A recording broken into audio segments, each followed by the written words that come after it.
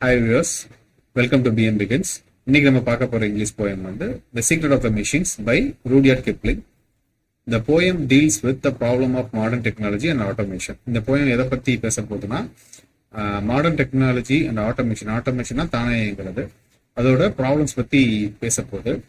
In the beginning of the reader, the reader gets informed about how machines are produced and what kind of treatment they need. இந்த போயத்தோட பிகினிங்ல author எதை பத்தி inform பண்றாருன்னா machines எப்படி produce பண்ணப்படுது and என்ன மாதிரி ட்ரீட்மெண்ட்ஸ்லாம் அந்த மெஷினுக்கு தேவைப்படுது, என்னென்னலாம் பண்ணணும் அந்த மெஷின் ரன் பண்றதுக்கு அப்படின்னு சொல்றாரு. Afterwards the machine explain how they can serve humanity. அதுக்கடுத்து மெஷின் வந்து எக்ஸ்பிளைன் பண்ற மாதிரி இருக்கு இந்த போயம்ல. இந்த மனிதத்துக்காக எப்படி அதை வந்து ஹியூமனிட்டி சர்வ் பண்றதுக்காக மெஷின்ஸ் எப்படி அதை எக்ஸ்பிளைன் பண்ணுதுன்னு சொல்றாரு.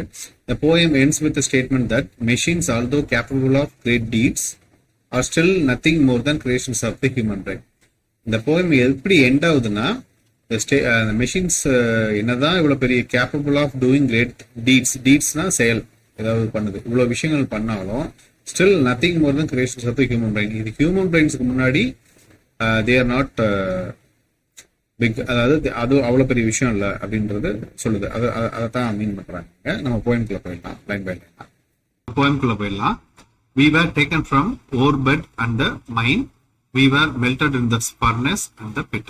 ஆக்சுவலா இங்க மெஷின்ஸ் வந்து ஓர்பெட்ல இருந்து, அதாவது கனிமம் பெட், அதாவது மைனிங் பண்ணும்போது, மைனிங்னா சுரங்கம் தோன்றது அந்த மாதிரி விஷயத்தப்போ கிடைக்கிறது தான் அந்த கனிமம்னா மெஷின்ஸ் என்ன மாதிரி மெட்டீரியல் பண்ணுவாங்க, யூஸ்வலா metal, iron, cast iron, steel, இந்த மாதிரி விஷயங்கள். இது எல்லாமே எதுல இருந்து கிடைக்கும்னா கீழே கனிம வளத்துல இருந்து தான் கிடைக்கும். ஸோ அதனால we were taken from our bed and the mine. We were melted in the furnace and the pit. We were melted in the furnace. ஃபர்னஸ்ன்றது ஒரு பெரிய பாய்லர் மாதிரி. ஸோ அதுல வந்து ஜஸ்ட் இந்த கனிமத்தெல்லாம் போட்டு மெல்ட் பண்ணி அதுக்கடுத்து ஒரு சின்ன குழியிலையோ ஒரு சின்ன மோல்டுலயோ வச்சுதான் அதை மோல்டு எடுப்பாங்க, கேஸ்ட் பண்ணி எடுப்பாங்க. அதான் அடுத்த line. We were cast and wrought and hammered to design. Where caste and ராட்னா, கேஸ்ட்ன்றது அந்த மோல்டு எடுக்கிறது, ராட்ன்றது ஜஸ்ட் ஒரு பர்டிகுலர் ஷேப்புக்கு கொண்டு வர்றது, ஹேமர்டுனா சுத்தில எடுத்து தட்டி அந்த பர்டிகுலர் ஷேப்புக்கு வருது, to design. We were cut and filed and tooled and gauged to fit. We were cut பண்ணி எனக்கு பர்டிகுலர் ஷேப் கொண்டு வரணும், கட் பண்ணி. ஃபைல்னா தேய்க்கிறது, அந்த ஃபைலிங் ஒர்க் ஷாப்ல எல்லாம் இருக்கும்ல, ஜஸ்ட் அப்படி ஃபைல் பண்ணீங்கன்னா அப்படியே ஒரு பர்டிகுலர் கர்வி போர்ஷனுக்குலாம் வரணும்னா ஃபைல் பண்ணுவாங்க.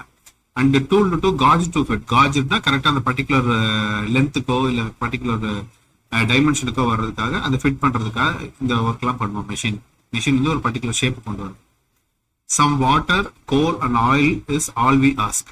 சில தண்ணி அல்லது நிலக்கரி, கொஞ்சோண்டு ஆயில், இதுதான் நாங்க கேட்கிறோம். அதாவது மெஷின் பேசுது, இது எல்லாமே மெஷின் பேசுற மாதிரி இருக்கு. Some water, coal and oil is all we ask and 1,000th of an inch to give us play.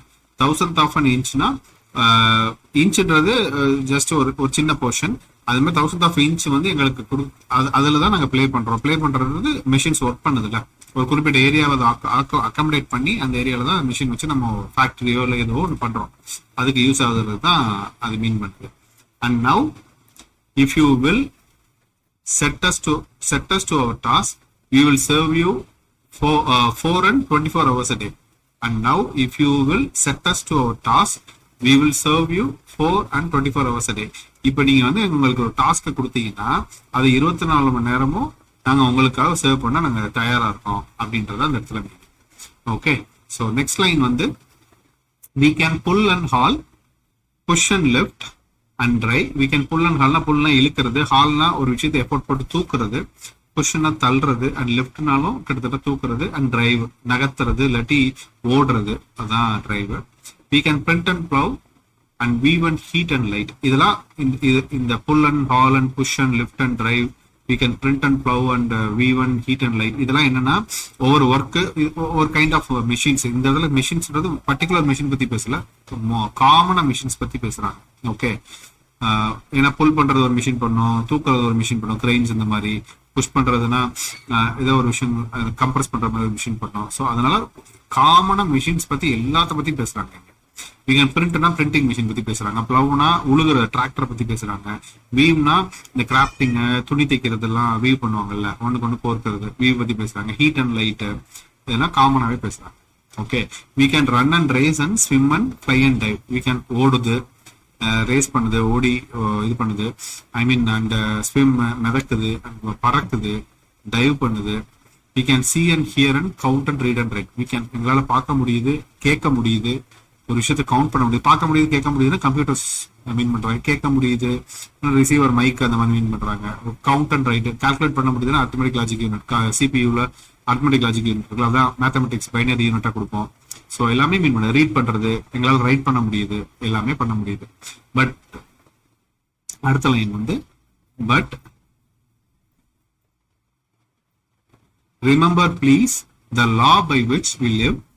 But remember please the law by which we live. We are not built to comprehend the life. So ஒரு விஷயத்தை ஞாபகம் வச்சுக்கோங்க, the law by which we live, ஒரு எந்த லால நாங்க வாழ்றோம்னா we are not built to comprehend the life.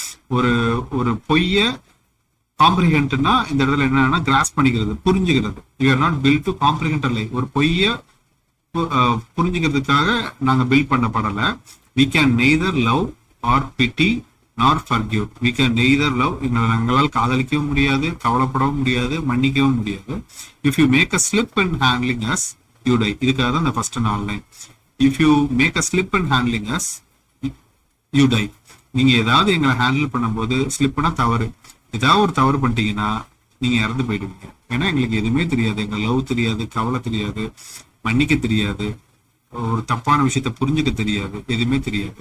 நீங்க ஒரு தவறு பண்ணீங்கன்னா நீங்க இறந்து போயிடுங்க. அதான் next line. though our smoke may hide the heavens from your eyes it will vanish and the stars will shine again. ஆக்சுவலா though our smoke, அந்த மிஷின் மூலியமா ஒரு ஸ்மோக் வந்து மேபி உங்களோட ஹெவன்னா சொர்க்கம், உங்களோட சொர்க்கத்தை கொஞ்ச நேரம் மறைச்சிடலாம், உங்க கண்கள்ல இருந்து கொஞ்ச நேரம் மறைச்சிடலாம். But it will vanish and the stars will shine again. But அந்த புகை வந்து கொஞ்ச நேரம் மறைஞ்சிரும், திரும்ப அந்த ஸ்டார்ஸ் வந்து உங்களுக்கு ஷைன் பண்ண ஆரம்பிக்கும். Because for all our power and weight and size we are nothing more then children of your brain. ஏன்னா அதாவது இந்த ஸ்மோக்குன்றது வந்து ஜஸ்ட் ஒரு கவிதைத்துவத்துக்காக தான் சொல்லியிருக்காரு. மேபி கொஞ்ச நேரத்துக்கு உங்களோட சொர்க்கத்தை மறைச்சிடலாம், ஆனா அது மறைஞ்சு போயிடும், திரும்ப உங்க நட்சத்திரங்களை நீங்க பார்க்கலான்றது ஒரு எடுத்துக்காட்டுக்கு சொல்றது. ஓகே, ஸோ இந்த இடத்துல கரெக்டா டைரக்டா மீன் பண்ணக்கூடாது. ஏன்னா அந்த மிஷின்ஸால எல்லாமே மறைஞ்சு போயிடுமா அப்படின்னா கிடையாது. ஏன்னா for all our power and weight and size, எங்களோட பவர், வெயிட், சைஸ், இவ்வளவு பெரிய சைஸ் எல்லாமே we are nothing more than children of your brain. நாங்க எவ்வளவு பெரிய சைஸ், உங்களோட பவராவோ வெயிட்டாவோ பெரிய சைஸ்லயும் இருந்தாலும் நாங்க வந்து உங்களோட அறிவோட குழந்தைகள் தான், உங்க மூளையை விட நாங்க ஒன்றும் பெரிய ஆள் கிடையாதுன்றது ஒரு மெஷின் சொல்ற மாதிரி இந்த போயமை ருடியார்ட் கிப்ளிங் வந்து சொல்லியிருப்பாரு. ஸோ இந்த போயமோட போயட் பார்த்தீங்கன்னா Rudyard Kipling. Rudyard Kipling was born on December 30, 1865 in Bombay, India.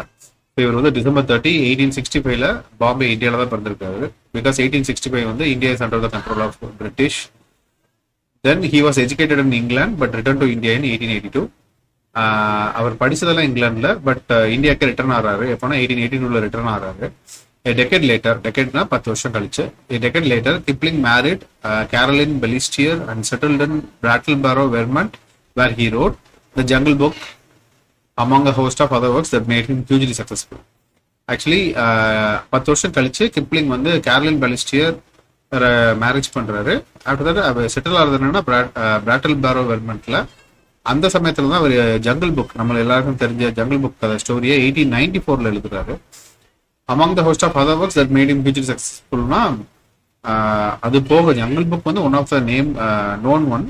அது போக நிறைய ஒர்க்ஸ் பண்றாரு, இந்த மாதிரி புக்ஸ் நிறைய எழுதுறாரு. அது வந்து அதனால அவர் ரொம்ப சக்சஸ்ஃபுல்லாகவும் விளங்குறாரு அந்த பீரியட்ல. Kipling was recipient of 1907 Nobel prize in literature and he died in 1936. Kipling வந்து நோபல் பிரைஸ் வாங்குறாரு எப்போனா 1907 அண்ட் அவர் இறக்குறது வந்து 1936. ஓகே, இந்த வீடியோ உங்களுக்கு பிடிச்சிருந்துச்சுன்னா லைக் பண்ணுங்க, ஷேர் பண்ணுங்க, கமெண்ட் பண்ணுங்க. தேங்க்ஸ் ஃபார் யுவர் வாட்சிங். தேங்க்யூ.